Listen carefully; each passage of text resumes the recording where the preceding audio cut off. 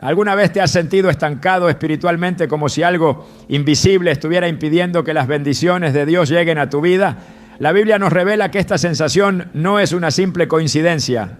En Efesios 6:12 leemos: porque no tenemos lucha contra sangre y carne, sino contra principados, contra potestades, contra los gobernadores de las tinieblas de este siglo.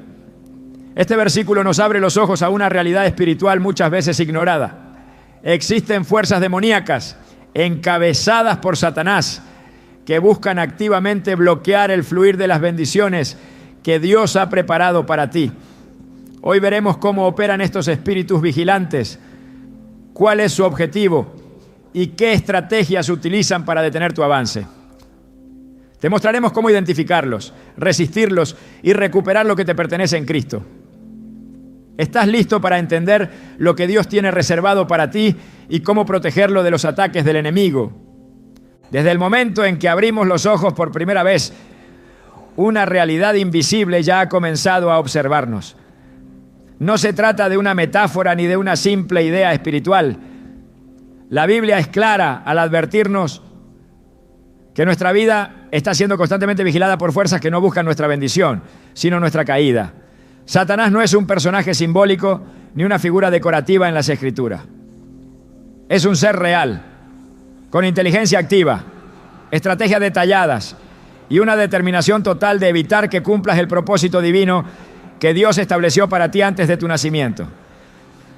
En Job 1:7, el Señor le pregunta a Satanás: ¿de dónde vienes? Y él responde: de rodear la tierra y andar por ella. Este versículo revela una verdad impactante.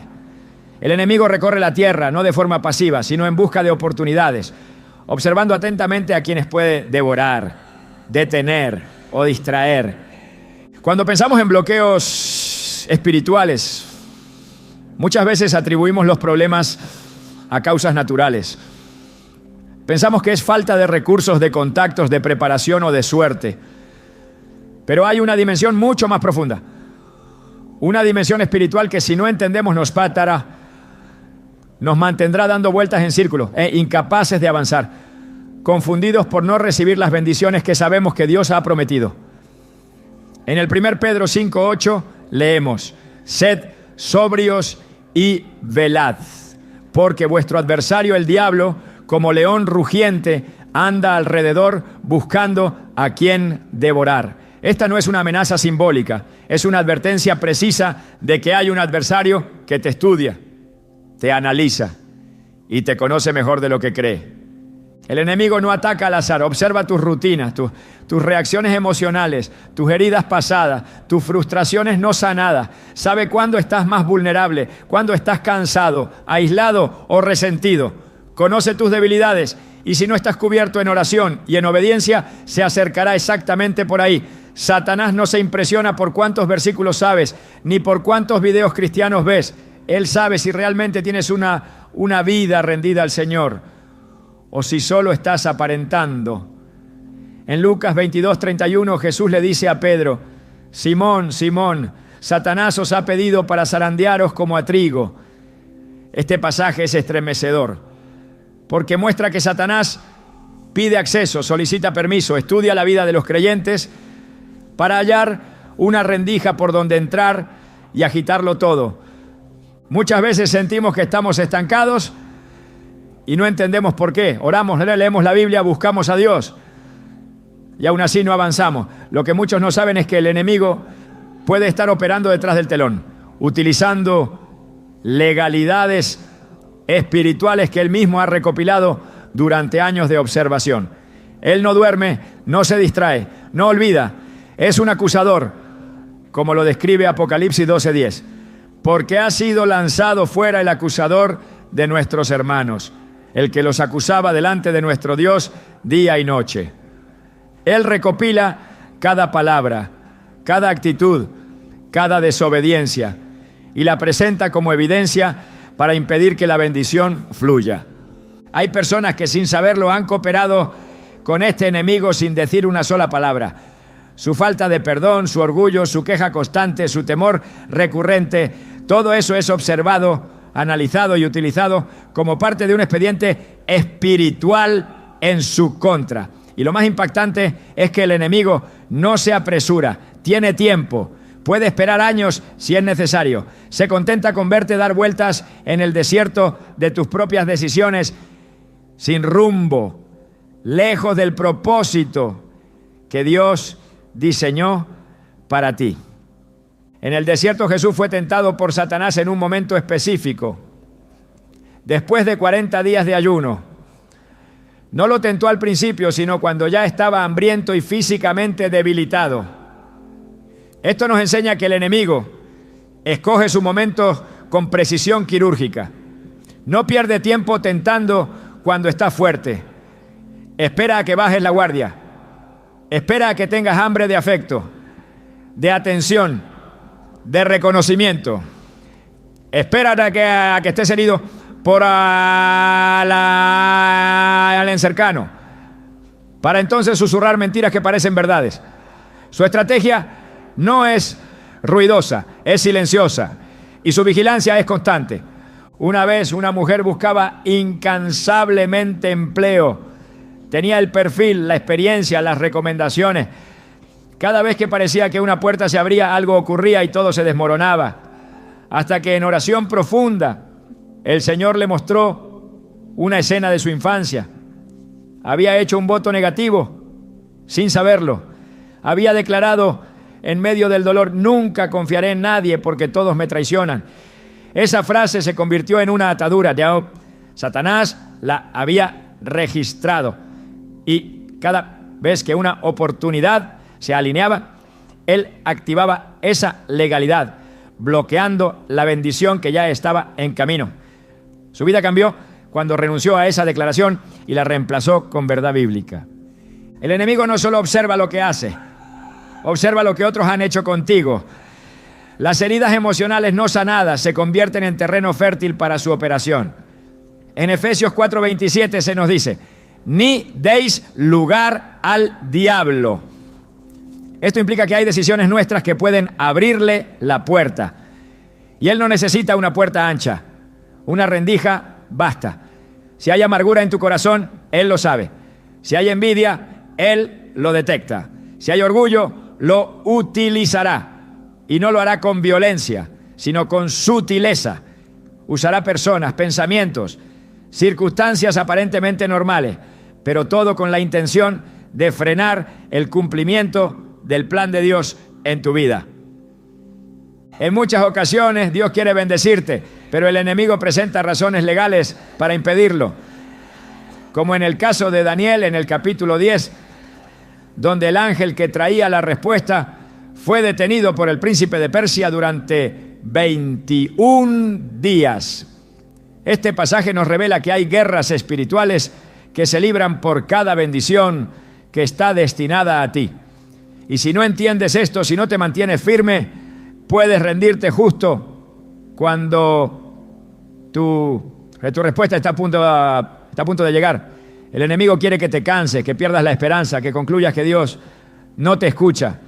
Pero la verdad es que muchas veces hay oposición espiritual que solo se rompe con perseverancia, oración y discernimiento. Recuerdo el caso de un hombre que durante años intentó establecer su ministerio. Cada vez que daba un paso, algo sucedía. Traiciones, enfermedades, escasez. Todo indicaba que Dios lo había llamado, pero los obstáculos eran tantos que comenzó a dudar. Un día, en medio del quebranto, pidió discernimiento y el Espíritu Santo le mostró que desde pequeño había sido objeto de celos por parte de personas cercanas y se habían pronunciado palabras malditas en su contra. Esas palabras, aunque él no las recordaba, habían sido como lanzas espirituales que el enemigo usaba para alimentar la oposición. Cuando él renunció a esas maldiciones, las cosas comenzaron a cambiar. No porque Dios no quisiera bendecirlo antes, no, sino porque el enemigo había estado operando con un archivo bien estructurado sobre su vida. Satanás no te ataca por quien eres hoy, te ataca por lo que puedes llegar a ser. Él conoce el potencial que Dios ha depositado en ti y por eso lo teme. No teme a tu pasado, teme a tu futuro. Por eso te estudia, por eso te vigila, porque sabe que si un día te alineas verdaderamente con la voluntad de Dios, serás una amenaza para su reino. Él no invierte recursos en personas que no representan peligro. Si estás siendo observado, atacado, tentado, es porque hay algo en ti que tiene valor espiritual. La vigilancia del enemigo no termina cuando te conviertes, ni cuando te bautizas, ni siquiera cuando comienzas a servir. De hecho, se intensifica, porque ahora eres una pieza activa en el ejército de Dios. Y mientras más avances, más detallado será el estudio que hagan de ti. Es como un sistema de inteligencia en guerra. Cada movimiento tuyo es analizado para encontrar patrones, errores, debilidades. Y si no estás cubierto por la sangre de Cristo, si no vives en obediencia, si no tienes discernimiento, puedes estar cooperando con el enemigo sin darte cuenta. Por eso la vigilancia espiritual debe ser respondida con vigilancia espiritual. Jesús lo dijo en Mateo 26:41. Velad y orad para que no entréis en tentación. El espíritu a la verdad está dispuesto, pero la carne es débil. Esa vigilancia no es pasiva, es activa. Implica estar atentos no solo a lo que sentimos, sino a lo que ocurre a nuestro alrededor. Implica discernir patrones repetitivos, identificar pensamientos que no provienen de Dios, cortar de raíz cualquier alianza emocional con el pecado. Hay personas que no avanzan porque están atrapadas en la rutina. No porque Dios no tenga un plan, sino porque el enemigo ha instalado un sistema de sabotaje silencioso. Nada evidente, nada escandaloso. Solo pequeñas acciones que acumuladas resultan en estancamiento espiritual. Un poco de desobediencia aquí, un poco de orgullo allá, una pequeña mentira, una ofensa no perdonada, una distracción sutil y sin darse cuenta han permitido que el enemigo bloquee el fluir divino. Pero hay esperanza, porque aunque el enemigo te estudie, no tiene la última palabra. Aunque planee tu caída, Dios ya diseñó tu redención. Aunque te vigile, no puede tocarte si estás escondido en Cristo. En Colosenses 3:3 leemos: porque habéis muerto y vuestra vida está escondida con Cristo en Dios. Esta es tu protección. Esta es tu defensa. Este es el lugar donde el enemigo no puede operar. Pero solo si decides permanecer ahí, si decides vivir en luz, en verdad, en obediencia, si decides cerrar las puertas, cortar las alianzas, romper los ciclos, declarar la palabra y caminar en la plenitud de quien sabe que ha sido llamado, redimido y enviado. Este es el comienzo de un despertar espiritual. Es el momento de entender que tus luchas no son casuales, tus bloqueos no son simples retrasos y tus obstáculos no son normales.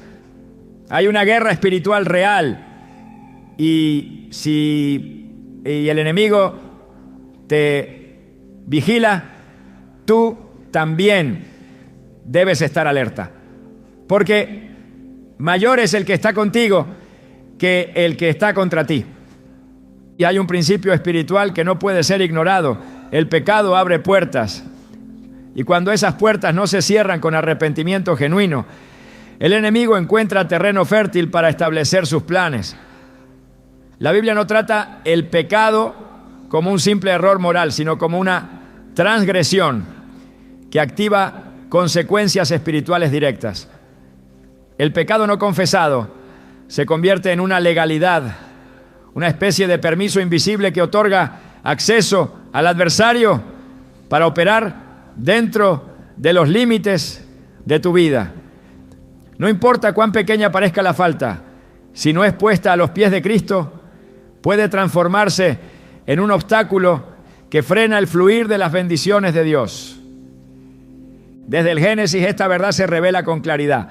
En el capítulo 4 Dios habla con Caín antes de que cometiera el asesinato contra su hermano Abel. Le advierte: el pecado está a la puerta, con todo su deseo, te domina, pero tú debes dominarlo.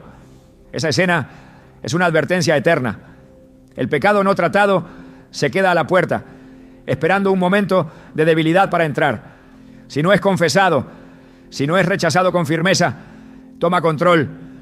Y cuando lo hace, cambia el curso de la vida espiritual de una persona, interrumpe la comunión con Dios y permite que fuerzas espirituales operen con libertad. El enemigo no necesita una rebelión abierta para bloquear tus bendiciones. Le basta con una desobediencia oculta, una actitud no confrontada, una omisión silenciosa. La palabra de Dios es tajante al respecto. En Isaías 59, 2 leemos: pero vuestras iniquidades han hecho división entre vosotros y vuestro Dios, y vuestros pecados han hecho ocultar de vosotros su rostro para no oír. Este versículo no está hablando de la ausencia de Dios, sino del efecto del pecado como un velo espiritual que impide que su presencia se manifieste. La división no es física, es espiritual. Es un bloqueo que interrumpe el acceso a la bendición. Hay quienes oran, ayunan y buscan respuestas sin saber que están espiritualmente atados por transgresiones que nunca enfrentaron. Pecados que fueron minimizados, racionalizados o ignorados. Pero el reino espiritual no responde a justificaciones humanas, sino a principios eternos. En Proverbios 28:13 está escrito: el que encubre sus pecados no prosperará, mas el que los confiesa y se aparta alcanzará misericordia. Prosperidad no solo se refiere a lo económico. Habla de avance, crecimiento, cumplimiento de propósito. Y cuando hay pecado encubierto, ese avance se detiene. La misericordia fluye solo cuando hay confesión y un cambio real de dirección. Muchos creyentes viven frustrados porque no ven fruto, a pesar de su esfuerzo. Pero el esfuerzo espiritual no compensa la falta de santidad.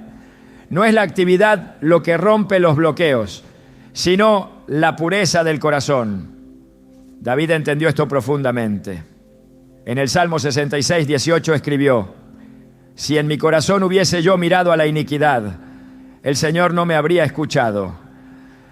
Esta confesión revela que incluso el pensamiento tolerante hacia el pecado puede cerrar los cielos. Dios no se deja impresionar por lo externo.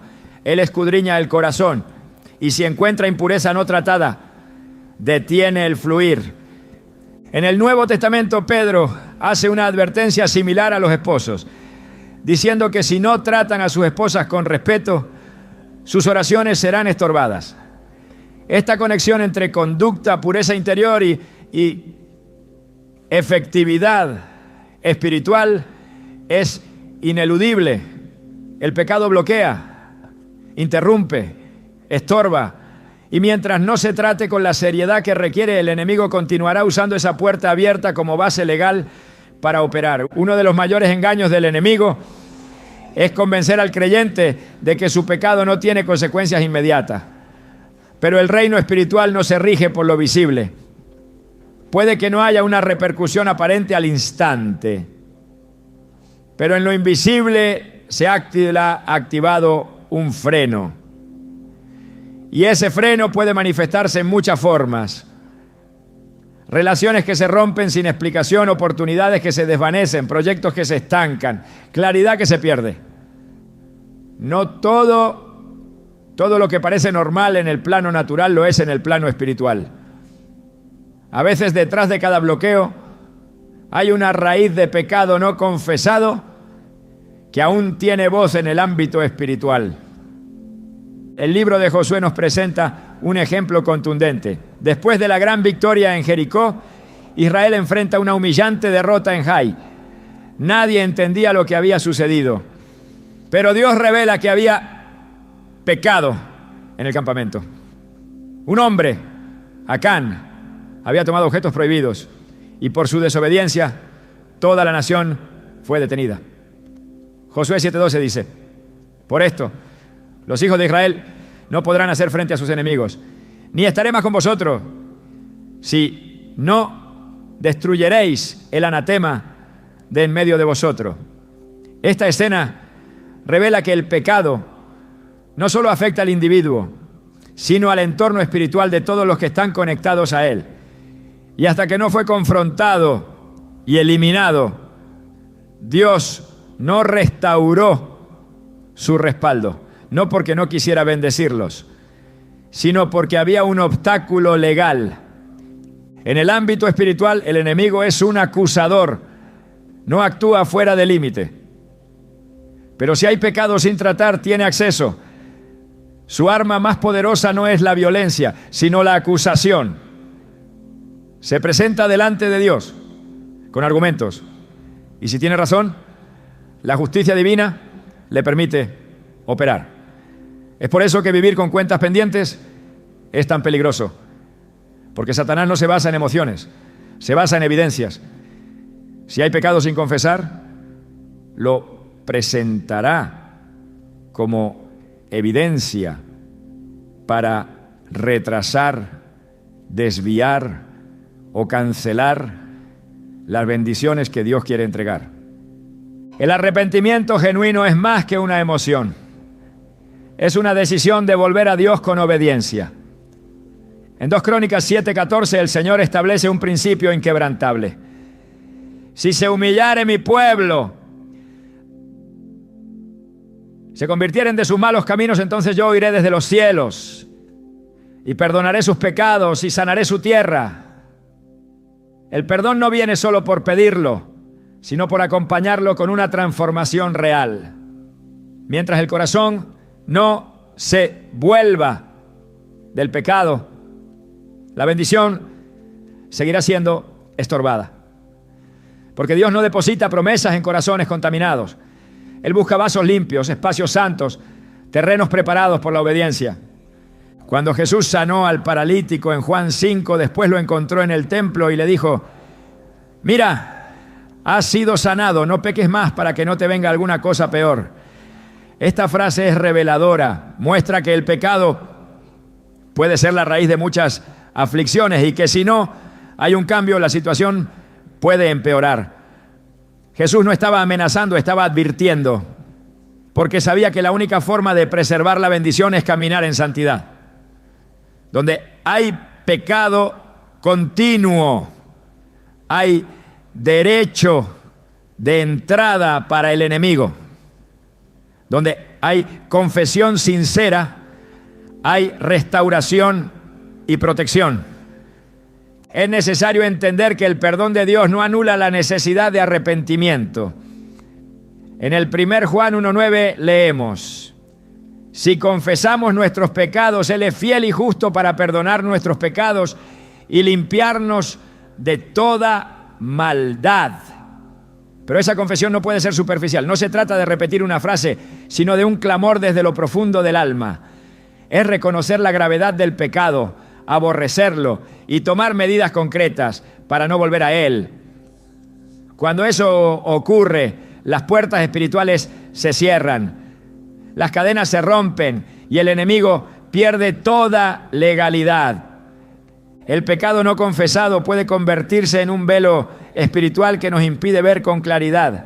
Puede nublar nuestra percepción, distorsionar nuestra fe, debilitar nuestra autoridad. Puede hacer que dejemos de escuchar la voz de Dios con nitidez. Puede alejarnos lentamente, sin ruido, sin escándalo, hasta encontrarnos en un estado de desconexión total, aunque sigamos participando externamente en actividades espirituales. El enemigo sabe que si logra mantenerte en ese estado, puede detenerte sin que te des cuenta. Por eso insiste tanto en la tolerancia, en la justificación, en la postergación del arrepentimiento.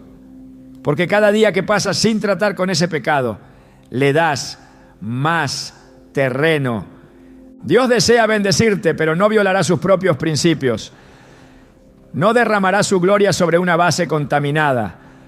No abrirá puertas si con ello estás más cerca de tu ruina espiritual.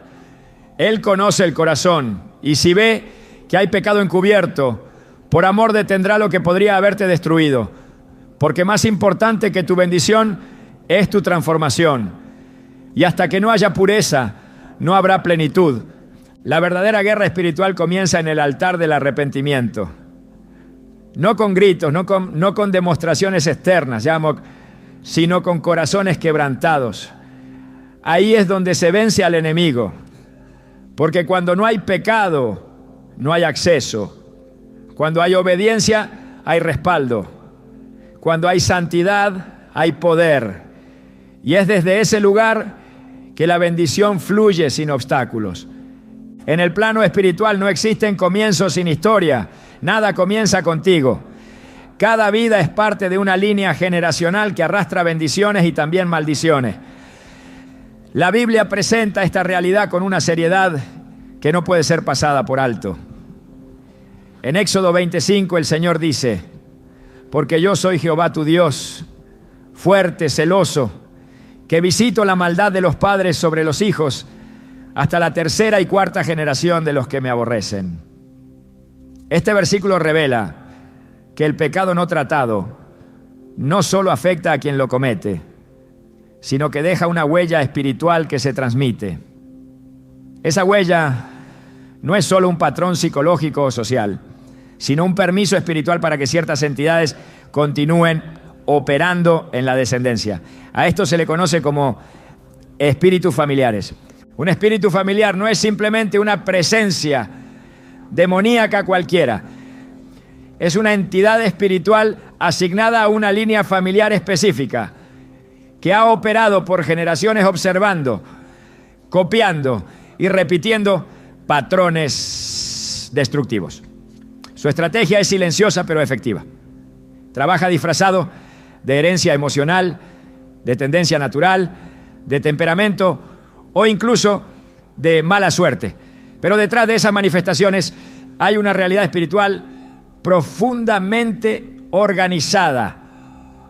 Estos espíritus conocen la historia de cada familia. Saben dónde hubo pactos, pecados ocultos, traiciones, violencia o idolatría. Y utilizan esa información para mantener un ciclo de opresión que parece normal, pero que está espiritualmente manipulado. En Levítico 19:31 se ordena: no os volváis a los encantadores ni a los adivinos, no los consultéis contaminándoos con ellos. Yo, Jehová, vuestro Dios. Esta instrucción no solo prohíbe la práctica de la brujería, sino que revela que al hacerlo se establece una contaminación espiritual que puede perdurar. Cada pacto con el ocultismo, cada acceso abierto al mundo espiritual sin la cobertura del Espíritu Santo se convierte en una herencia maldita que traspasa generaciones. El enemigo se aprovecha de estos pactos para establecer legalidades duraderas. Por eso hay familias donde la depresión, el suicidio, el divorcio o las enfermedades cíclicas parecen inevitables. No lo son. Pero hasta que se rompa la raíz espiritual, el ciclo continuará. En el libro de Lamentaciones 5:7 se expresa un lamento colectivo. Nuestros padres pecaron y han muerto, y nosotros llevamos su castigo. Esta declaración confirma que la culpa espiritual de generaciones anteriores puede afectar la vida de los descendientes si no es confrontada y redimida. Los espíritus familiares actúan como custodios del pecado no tratado. No necesitan reintroducirlo, solo reactivarlo. Si en una generación hubo violencia, buscarán que esa misma violencia brote en la siguiente. Si hubo adulterio, buscarán repetirlo. No hay creatividad en el reino de las tinieblas, solo repetición estratégica. En Números 14:18 se repite la advertencia. Jehová es tardo para la ira y grande en misericordia, que perdona la iniquidad y la rebelión, aunque de ningún modo tendrá por inocente al culpable, que visita la maldad de los padres sobre los hijos hasta la tercera y cuarta generación. Esta visita espiritual no es una venganza, es una consecuencia. Cuando no hay arrepentimiento en una generación, se crea una deuda espiritual que la siguiente debe afrontar. Dios en su misericordia advierte para que haya restauración. No está interesado en castigar, sino en redimir. Pero si no hay un clamor de ruptura, el enemigo continuará reclamando lo que considera suyo por derecho ancestral. En el caso de Abraham, Isaac y Jacob se observa cómo un patrón puede transferirse. Abraham mintió diciendo que Sara era su hermana por temor. Isaac repitió la misma mentira con Rebeca. Y Jacob, el nieto, llevó la mentira a su máxima expresión con suplantación y engaño. Aunque eran hombres escogidos por Dios, se puede ver cómo una raíz espiritual opera a lo largo de la línea familiar, perpetuando comportamientos. Esto demuestra que incluso los llamados pueden estar bajo la influencia de un patrón que necesita ser identificado y confrontado. El profeta Jeremías recibió una misión clara desde su juventud, pero también una advertencia: derribar, destruir, arrancar, edificar y plantar. Antes de edificar la bendición, debía arrancar lo que estaba corrupto.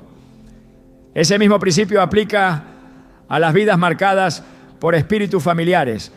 No se puede construir una nueva vida espiritual sin antes romper con las estructuras antiguas. En Jeremías 1:10, Dios establece el orden divino. Primero se arranca, luego se planta. Ignorar esta secuencia es construir sobre un fundamento contaminado. En muchas ocasiones el enemigo bloquea bendiciones no porque tenga poder autónomo, sino porque hay ciclos antiguos no rotos. Y esos ciclos solo pueden ser cortados con oración específica, ayuno, confesión intergeneracional y renuncia verbal. Las bendiciones de Dios están disponibles, pero si hay derechos adquiridos por el enemigo a través de la línea familiar, esas bendiciones pueden estar retenidas legalmente. No por falta de amor de Dios, sino por falta de ruptura espiritual. El mundo espiritual opera por principios, y hasta que no se cancelan las deudas del pasado con la sangre del Cordero, las cadenas continúan activas. En Ezequiel 18:20 se afirma: el alma que pecare, esa morirá. El hijo no llevará el pecado del padre, ni el padre llevará el pecado del hijo. Este pasaje revela que cada persona es responsable ante Dios por sus propios actos, pero no niega la existencia de consecuencias generacionales. La diferencia es clara: no heredamos la culpa, pero sí podemos heredar las consecuencias si no rompemos el ciclo. La herencia espiritual es real, y es por eso que se requiere discernimiento para identificar qué parte de la batalla que hoy enfrentas no comenzó contigo. Hay bendiciones que no han llegado porque primero hay cadenas que no han sido rotas. Hay destinos que aún no se han cumplido porque hay pactos antiguos que aún no han sido cancelados. Hay promesas detenidas porque el terreno aún pertenece al enemigo por derecho espiritual adquirido. Solo cuando se reconoce esta realidad y se toma autoridad espiritual mediante la sangre de Cristo, se comienza a desatar la plenitud del propósito divino. Jesús vino no solo a salvar el alma, sino a romper toda obra del diablo. En el 1 Juan 3:8 se declara: para esto apareció el Hijo de Dios, para deshacer las obras del diablo. Deshacer implica intervenir, desmantelar, romper lo establecido. No se puede avanzar espiritualmente si se ignora la raíz. Lo que se hereda inconscientemente puede operar silenciosamente, pero sus efectos son reales. La esterilidad espiritual, el estancamiento repetido, las enfermedades sin causa médica clara, las rupturas constantes y la confusión emocional profunda pueden ser señales de la operación de un espíritu familiar. Estos síntomas no deben ser tratados como simples problemas naturales, sino como alertas espirituales que requieren intervención desde lo alto. En el libro de Daniel se ve otro principio poderoso. Aunque él era un hombre justo, entendió que debía interceder confesando no solo sus pecados, sino los de su pueblo. En Daniel 9, 4-5 oró: ay Señor, Dios grande y temible, hemos pecado, hemos cometido iniquidad, hemos hecho impíamente. Esta oración no era por culpa personal únicamente, sino por romper con el peso colectivo del pecado nacional. Este modelo muestra que la confesión intercesora tiene poder para liberar territorios espirituales y, por extensión, líneas familiares.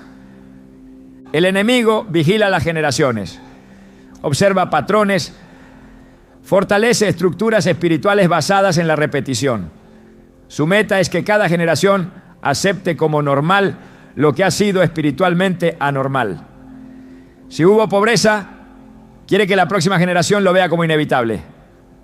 Si hubo fracaso emocional, buscará reforzarlo. No porque sea omnipotente, sino porque cuenta con la ignorancia espiritual de quienes nunca han examinado su herencia desde la luz de la palabra.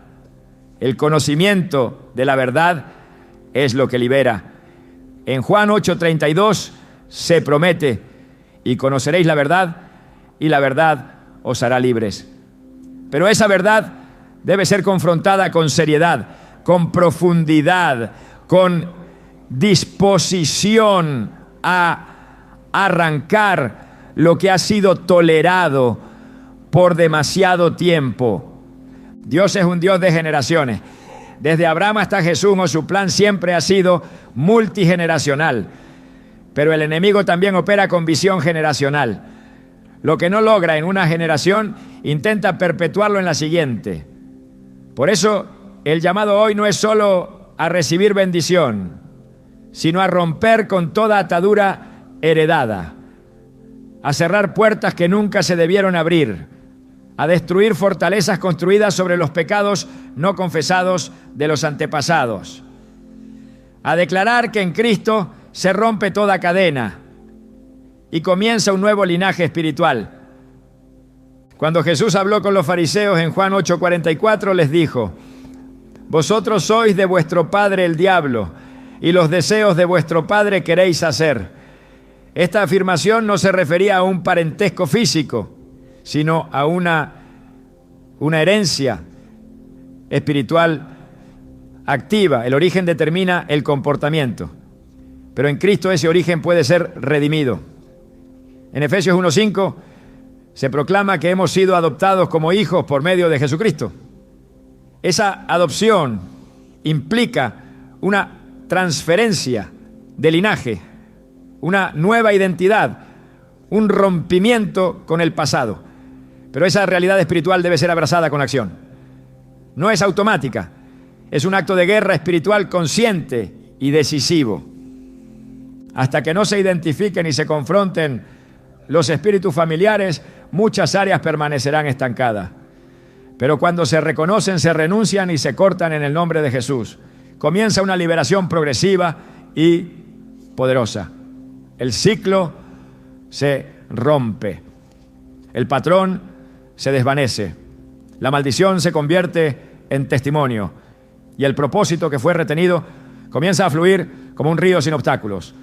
Esta es la promesa de Dios para aquellos que eligen caminar en verdad.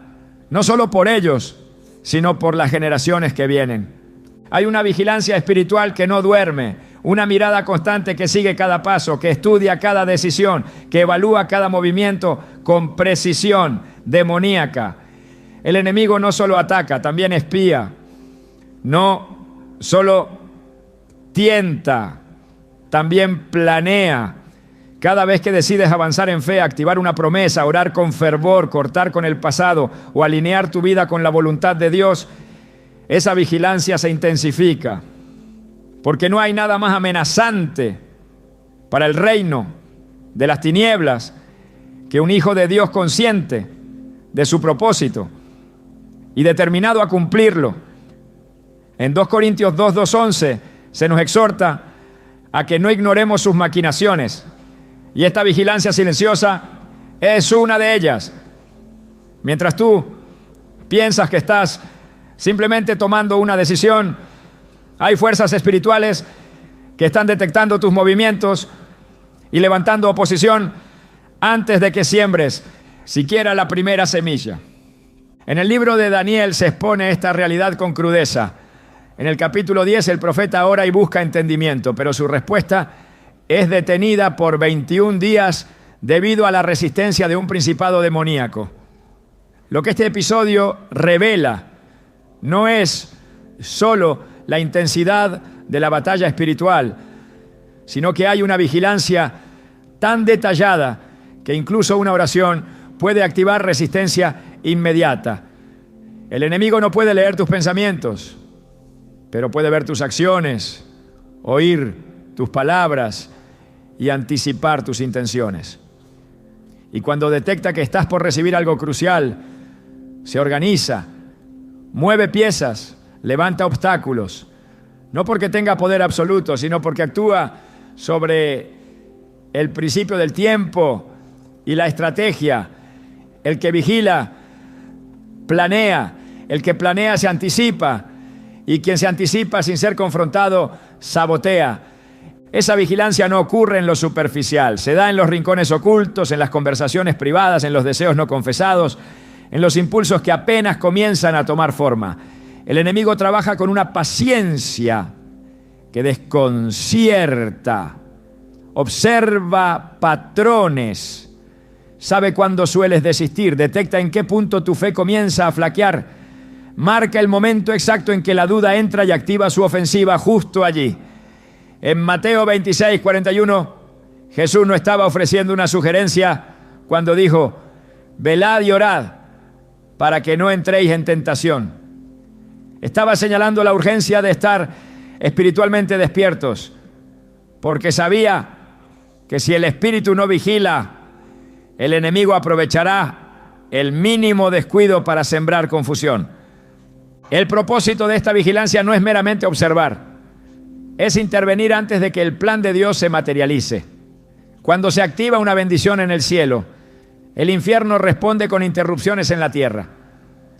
Por eso hay bendiciones que están en camino, pero no llegan. No porque Dios no haya respondido, sino porque hubo una vigilancia espiritual que detectó el movimiento y organizó un contraataque. El enemigo no puede impedir lo que Dios ha decretado, pero puede retrasarlo si encuentra terreno donde operar. Puede alterar tiempos, distraer con urgencias, desviar recursos, desgastar fuerzas y sembrar incredulidad. Lo hace sin que te des cuenta. Lo hace cuando baja la guardia. El enemigo vigila desde una estructura organizada. Efesios 6:12 describe un sistema jerárquico de maldad, principados, potestades, gobernadores de las tinieblas, huestes espirituales de maldad en las regiones celestes. No es una amenaza caótica, es un sistema que funciona como un ejército invisible. Y ese ejército asigna vigilancia específica a personas, familias, territorios y llamados. Cuando alguien representa un riesgo para su dominio, intensifica su observación. No solo examina debilidades, sino fortalezas. No solo busca la caída, también el sabotaje preventivo. Si detecta que un talento espiritual está por florecer, hará lo posible por distraer, enfermar, confundir o contaminar, porque sabe que una vida rendida y consciente de su poder en Cristo puede desmantelar estructuras enteras. Esta vigilancia no se manifiesta con estridencia. Se disfraza de circunstancias normales, de pequeños retrasos, de puertas que se cierran sin explicación aparente, de agotamientos que no tienen origen físico, de pensamientos repetitivos que intentan desviar la fe. A veces se presenta como una oportunidad alternativa justo antes de un rompimiento espiritual real. Otras veces como un conflicto relacional que absorbe toda la energía espiritual y desvía la atención del verdadero campo de batalla. En todos los casos, la intención es la misma: interrumpir el proceso, desconectar del plan, debilitar el ánimo. El enemigo no necesita destruirte, solo necesita detenerte lo suficiente para que no cumplas tu asignación. Dios conoce esta vigilancia. Por eso instruyó desde el principio a su pueblo a mantenerse alerta. En el 1 Pedro 5:8, la advertencia es clara: sed sobrios y velad, porque vuestro adversario, el diablo, como león rugiente, anda alrededor buscando a quien devorar. No está pasivo, no está distraído, anda alrededor, lo que significa que se mueve en círculos, observa desde ángulos distintos, analiza antes de atacar. El creyente que vive sin conciencia de esta realidad es un blanco fácil, no porque le falte poder, sino porque ignora la dimensión espiritual de su vida diaria. La distracción espiritual es una de las herramientas más efectivas que el enemigo utiliza para mantenerte en neutral. La vigilancia espiritual también apunta a los momentos de mayor vulnerabilidad. El enemigo conoce la importancia del tiempo. Espera la noche, la soledad, el cansancio, la decepción, la pérdida. Espera el momento exacto en que tu cobertura espiritual está debilitada y entonces lanza sus dardos. En Efesios 6:16 se mencionan estos dardos de fuego, no como ataques aleatorios, sino como estrategias específicas que buscan incendiar áreas claves del alma. Son pensamientos sembrados con precisión, dudas diseñadas con intención, tentaciones que aparecen justo cuando la resistencia parece más frágil. Nada es casual, todo es parte de una vigilancia organizada. Esta vigilancia también monitorea ambientes. Observa con qué personas te rodeas, qué influencias permites, qué palabras repites, porque sabe que la atmósfera espiritual se construye con decisiones constantes.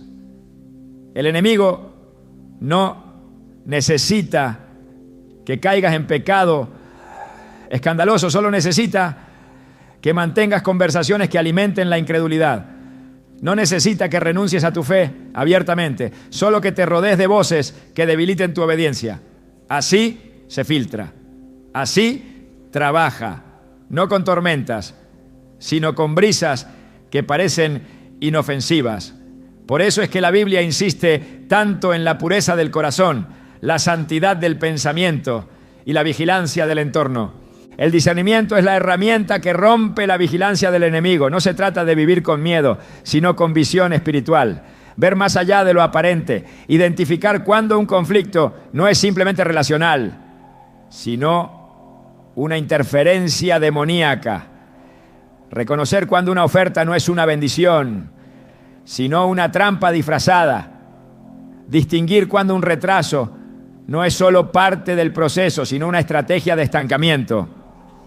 Esa sensibilidad no nace del intelecto, nace de la comunión con el Espíritu Santo. Solo Él revela lo que los ojos naturales no pueden ver. En 1 Corintios 2:14 se declara que el hombre natural no percibe las cosas que son del Espíritu de Dios, porque para él son locura y no las puede entender porque se han de discernir espiritualmente. La oración no es solo una herramienta de petición, es un acto de vigilancia. Cada vez que oras estás cancelando movimientos del enemigo que aún no se han manifestado. Cada vez que intercedes estás desactivando planes de sabotaje que ya estaban en marcha. La oración no solo responde, también anticipa. Es un sistema de defensa y ataque. Jesús mismo, en Marcos 1:35, se retiraba a lugares solitarios para orar muy de madrugada. No porque necesitara descanso emocional, sino porque entendía que mientras él se preparaba, el enemigo ya estaba observando. Y no había victoria pública sin preparación privada. El enemigo no deja de vigilar porque te vea fuerte. De hecho, cuanto más te fortaleces espiritualmente, más afina su observación. Porque sabe que no podrá detenerte con los mismos métodos. Buscará nuevas formas, adaptará sus estrategias, intentará alcanzar áreas no confrontadas. Por eso el llamado no es solo a resistir, sino a permanecer. permanecer en la luz, permanecer en la verdad, permanecer en Cristo, porque donde hay permanencia hay cobertura, y donde hay cobertura, la vigilancia del enemigo no puede penetrar. El poder del creyente no está en evitar la vigilancia, sino en desarmarla, en vivir de tal forma que aunque el enemigo mire, no encuentre puertas abiertas, que observe y se frustre, que planifique y fracase, que rodee y no encuentre acceso. Porque la vida de un hijo de Dios, sellado con el Espíritu, alineado con la palabra y fortalecido por la verdad, es una fortaleza inexpugnable. La vigilancia espiritual no se detiene, pero tampoco se impone cuando encuentra obediencia radical, rendición completa y fe activa. Esta es la hora de estar atentos, no a las noticias, no a las voces humanas, sino al fluir del Espíritu. Esta es la hora de cerrar brechas, levantar muros de intercesión y caminar con los ojos del Espíritu abiertos. Esta es la hora de dejar de vivir como si no hubiera oposición. We were in love that never meant to stay. Some things are real, even when they fade.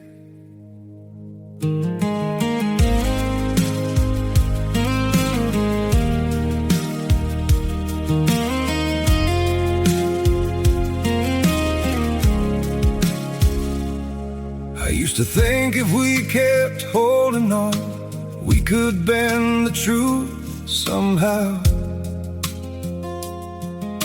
But love can't fight what's pulling us apart, and it's breaking us down now.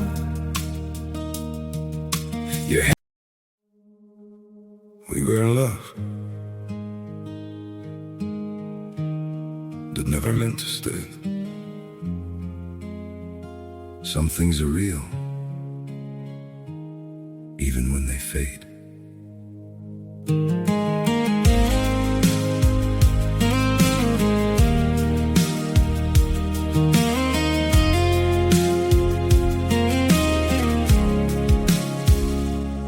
I used to think if we kept holding on, we could bend the truth somehow. But love can't fight what's pulling us apart, and it's breaking us down now.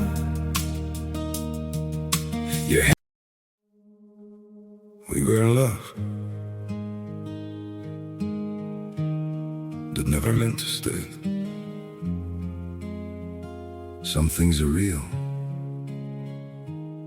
even when they fade.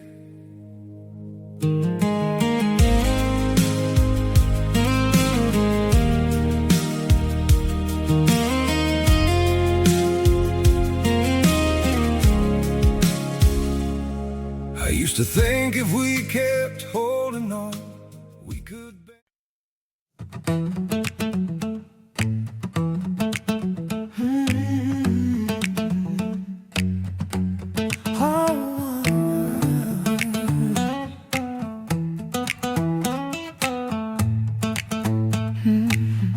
I wander through the half-lit streets, where every shadow feels like you. Your laughter lingers in the breeze, yeah. A quiet flame that I once knew.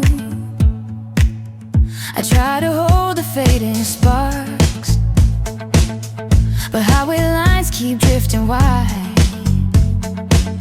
Still every mile inside my chest beats your name in steady stride. And I wonder if you feel it too, this restless pulse that pulls me through. Even when the sky turns cold and blue, my heartbeat still rides back to you. 'Cause I'm a midnight drifter, racing through the echoes of your touch. I keep the fire with me even when the distance feels too much. Your voice is like a lantern, blowing through the roads I roam apart. No matter where I'm heading, you're the compass written on my heart.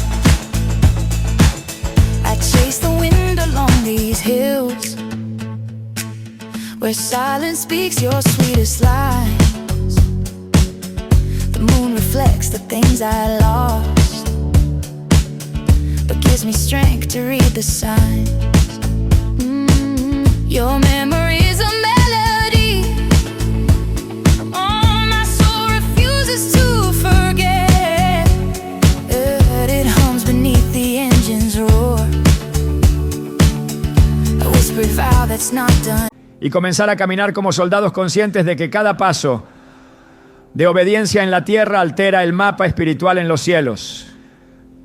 La vigilancia del enemigo puede ser constante, pero también lo es la protección de Dios. Y mientras tú permanezcas bajo su sombra, ninguna vigilancia podrá detener lo que Él ha determinado. En el mundo espiritual, las palabras no son sonidos vacíos ni expresiones sin consecuencias. Son llaves que abren o cierran puertas, semillas que germinan en el tiempo, decretos que establecen atmósferas. Desde el principio, Dios creó el universo mediante su palabra. En Génesis 1:3 leemos: y dijo Dios, sea la luz, y fue la luz. Esta afirmación no es solo una narración del origen, es una revelación del principio eterno, de que lo que se declara tiene poder creativo o destructivo. Y si las palabras de Dios pueden crear, las palabras del hombre hechas a imagen de Dios también tienen peso espiritual, tanto para bendecir como para bloquear. Proverbios 18:21 declara que la muerte y la vida están en poder de la lengua y el que la ama comerá de su fruto. Esta verdad contiene una advertencia y una promesa. Advierte que la lengua puede ser un instrumento de destrucción y promete que también puede ser fuente de vida. Lo que sale de la boca no se queda suspendido en el aire. Viaja, se incrusta, afecta, forma realidades. Cada palabra pronunciada con intención, emoción o convicción libera un efecto en el ámbito espiritual. Por eso las bendiciones pueden ser invocadas por la fe, pero también las maldiciones pueden ser activadas por declaraciones cargadas de amargura, juicio o incredulidad. En el libro de Números 14:28, Dios responde directamente a las palabras que los israelitas hablaron contra él. Dile: vivo yo, dice Jehová, que según habéis hablado a mis oídos, así haré yo con vosotros. Este versículo es contundente. Muestra que el cielo escucha y que a veces las consecuencias que vivimos no son producto del azar, sino el resultado de nuestras propias declaraciones. Cuando el pueblo de Israel dijo que no podría conquistar la tierra prometida, activó un juicio sobre sí mismo. Sus palabras se convirtieron en sentencia, no por falta de poder divino, sino por el peso de su confesión. La vigilancia espiritual no solo analiza lo que haces, sino también lo que dices. Hay maldiciones que no vienen del exterior, sino que brotan del propio interior. No se trata solo de brujerías o declaraciones demoníacas hechas por otros, sino de palabras autolimitantes, autodestructivas, repetidas durante años hasta convertirse en una fortaleza mental. Frases como: nunca lo lograré, yo no nací para eso, todo me sale mal, o Dios no me escucha, son más que expresiones de frustración. Son decretos que le dan al enemigo base legal para operar. Satanás no necesita nuevas estrategias si logra que tú mismo actives las maldiciones con tu boca, porque él no puede crear, pero sí puede acusar. Y si tus palabras lo autorizan, él ejecuta.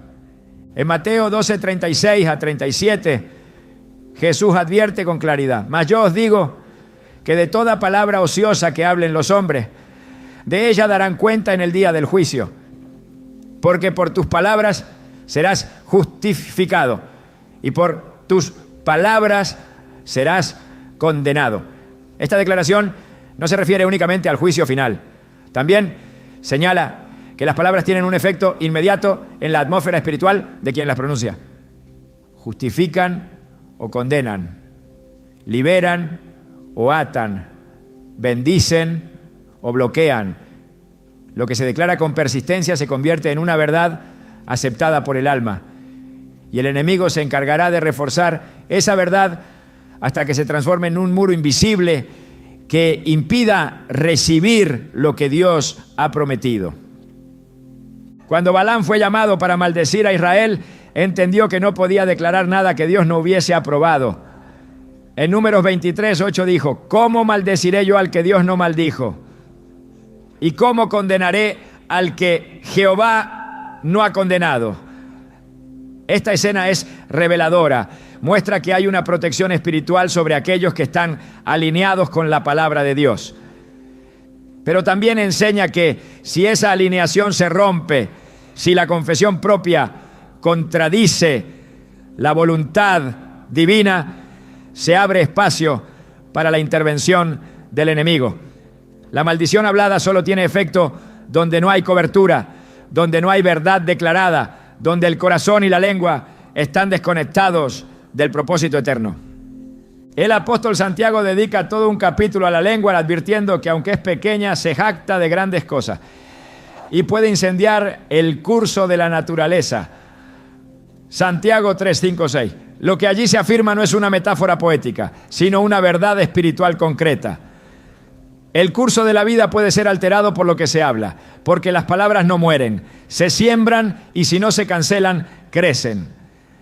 Una palabra lanzada con intenciones como una flecha puede atravesar generaciones, puede afectar destinos, puede sembrar estructuras de pensamiento que luego el enemigo utilizará como fortalezas mentales para impedir el avance. La vigilancia espiritual incluye la observación de tu lenguaje cotidiano.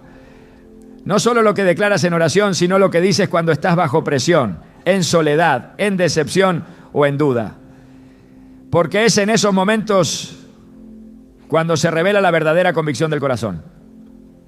Lucas 6:45 afirma que de la abundancia del corazón habla la boca. Por tanto, si tu lenguaje está contaminado, es señal de que tu interior necesita limpieza. Y si esa limpieza no ocurre, las palabras seguirán construyendo barreras que impedirán que las bendiciones fluyan como deberían. El enemigo no puede controlar tu boca, pero sí puede sugerir pensamientos que, si no son discernidos, se convierten en declaraciones. Y una vez dichas, esas palabras pueden establecer ciclos difíciles de romper. Es por eso que en Romanos 12:2 se nos exhorta a no conformarnos a este siglo, sino a ser transformados por medio de la renovación de nuestro entendimiento. Porque solo una mente renovada produce una lengua alineada con el cielo.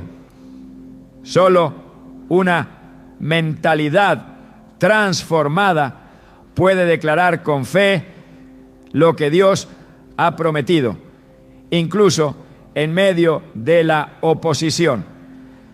No basta con evitar las palabras negativas, es necesario sustituirlas con declaraciones de vida, con promesas de Dios habladas en voz alta, con confesiones alineadas a la verdad bíblica. Cada vez que un creyente declara la palabra de Dios, establece un ambiente espiritual donde el enemigo no puede operar. En Hebreos 4:12 se describe la palabra de Dios como viva y eficaz, más cortante que toda espada de dos filos. Cuando esa palabra se hace parte del lenguaje diario, la vigilancia del enemigo se ve frustrada, porque no puede actuar donde se establece la verdad, donde se levanta la fe, donde la voz del creyente se convierte en eco del cielo. La boca es un altar, y lo que se pronuncia en ese altar activa un tipo de incienso espiritual. Puede ser un aroma agradable a Dios, o puede ser un fuego extraño que alimenta la actividad del adversario. En Eclesiastés 5:6 se nos aconseja: no dejes que tu boca te haga pecar, ni digas delante del ángel que fue ignorancia. ¿Por qué harás que Dios se enoje a causa de tu voz y que destruya la obra de tus manos? Aquí se muestra que incluso la obra de las manos puede ser destruida por las palabras de la boca, porque lo que se construye con esfuerzo puede ser derribado con una frase imprudente. Y lo que se ha logrado en años puede colapsar con una declaración errada. El poder de la palabra no puede ser subestimado, porque en el ámbito espiritual no hay neutralidad lingüística. Cada frase cuenta, cada confesión establece, cada declaración siembra. Y si no hay vigilancia sobre la lengua, no habrá avance sostenido en el propósito. Por eso se requiere un dominio total, una conciencia plena, una rendición absoluta, que cada palabra dicha sea medida, guiada, filtrada por el Espíritu, porque sólo así las bendiciones no serán detenidas. Sólo así el enemigo no encontrará con qué acusar. Sólo así la vigilancia espiritual será inefectiva. Toda cadena espiritual tiene una llave de rompimiento. Cada puerta cerrada por el enemigo puede ser abierta con autoridad celestial cuando se activa el principio correcto. No importa cuán larga haya sido la opresión, ni cuán profundo el bloqueo, el poder de Dios sigue siendo absoluto. En Isaías 10:27 está escrito: acontecerá en aquel tiempo que su carga será quitada de tu hombro y su yugo de tu cerviz, y el yugo se pudrirá a causa de la unción. Esta palabra revela que hay un momento divino en que la opresión es rota, no por fuerza humana, sino por la manifestación del poder de Dios. Y ese momento no llega por casualidad, sino por posicionamiento espiritual. El primer paso hacia la libertad es el reconocimiento. Mientras el creyente niegue la existencia del bloqueo o lo racionalice con explicaciones humanas, el enemigo conservará su terreno.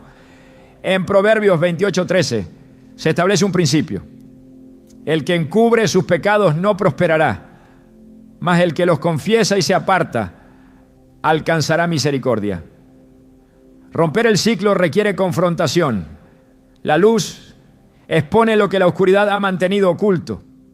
Y cuando lo oculto es traído ante Dios con sinceridad, la cobertura del enemigo se rompe. La confesión no es una debilidad, es una declaración de guerra contra lo que ha impedido el fluir de la bendición. La oración en el nombre de Jesús no es una fórmula, es una activación del poder delegado por Cristo a quienes caminan en obediencia. En Lucas 10:19 Jesús declara: he aquí os doy potestad de hollar serpientes y escorpiones y sobre toda fuerza del enemigo, y nada os dañará. Esa potestad no es simbólica, es real, pero debe ejercerse con limpieza de corazón, con claridad en la identidad y con firmeza en la fe.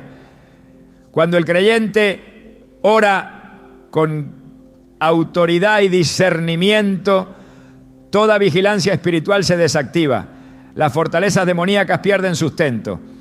Las maldiciones quedan sin efecto. Los ciclos de estancamiento se interrumpen. El ayuno y la consagración intensifican el rompimiento, no por mérito humano, sino porque debilitan la carne y fortalecen el espíritu. En Marcos 9:29 Jesús dijo que cierta clase de espíritu no sale sino con oración y ayuno. Esto revela que hay niveles de opresión que requieren entrega profunda, silencio interior, separación del ruido del mundo y conexión total con la voz de Dios. No se trata de castigar el cuerpo, sino de abrir el canal espiritual hasta que la presencia de Dios lo invada todo. Donde hay presencia, no puede haber estancamiento. Donde hay santidad, no puede haber invasión del enemigo. Romper los bloqueos es posible, pero requiere determinación, vigilancia constante y vida de altar. No es un evento aislado, es una postura continua, una rendición diaria, una guerra silenciosa en lo secreto que produce victoria visible en lo público. Porque quien se alinea al cielo provoca que el infierno retroceda. La verdadera batalla no está en lo que se ve, sino en lo que se percibe espiritualmente. Y muchas veces el mayor bloqueo no proviene del enemigo, sino de una percepción errada del Dios que te llamó. Porque cuando olvidas ¿Quién es Él? Comienzas a creer las mentiras del adversario. Cuando dudas de su fidelidad, aceptas el engaño del retraso como un destino. Y cuando ya no esperas su intervención, comienzas a conformarte con una vida sin plenitud. Pero el Dios que te eligió no cambia, no olvida, no se cansa. Él no ha dejado de moverse a tu favor. Solo espera que tu mirada se levante por encima del ataque, del patrón, del ciclo, de la vigilancia. Y veas lo que siempre ha estado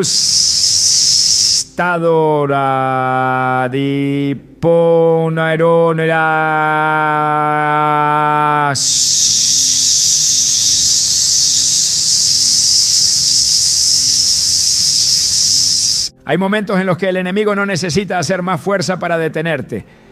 Basta con que tú bajes los brazos. Por eso, el mayor rompimiento comienza cuando decides no ceder, cuando levantas tu espíritu, aún en medio del cansancio. Cuando eliges adorar en vez de quejarte, cuando hablas promesa en vez de lamento. Porque el mundo espiritual responde no solo a tu fe, sino a tu constancia. No a lo que siente, no, sino a lo que decide. Y cada decisión que haces en alineación con Dios es una grieta en el sistema del enemigo. No hay vigilancia demoníaca que pueda sostenerse frente a un corazón determinado a caminar en verdad. No hay acusación que prevalezca donde la sangre del Cordero ha sido invocada con autoridad. No hay maldición que pueda resistir una boca que solo declara vida. Porque cuando tu espíritu se rinde completamente, tu entorno empieza a responder. El cielo se activa. Lo que estaba estancado comienza a fluir. Lo que estaba cerrado empieza a abrirse. No por azar, sino porque el orden divino ha sido restaurado. Tú no fuiste creado para ser observado, sino para ser empoderado. No fuiste diseñado para ser bloqueado, sino para avanzar sin obstáculo. El enemigo puede intentar detenerte, pero no puede vencerte si eliges permanecer. Y esa es tu mayor victoria. Saber que todo lo que Dios prometió sigue intacto, esperando que tomes tu lugar, hables su palabra y camines en su poder. Porque en Cristo toda vigilancia termina donde comienza la obediencia.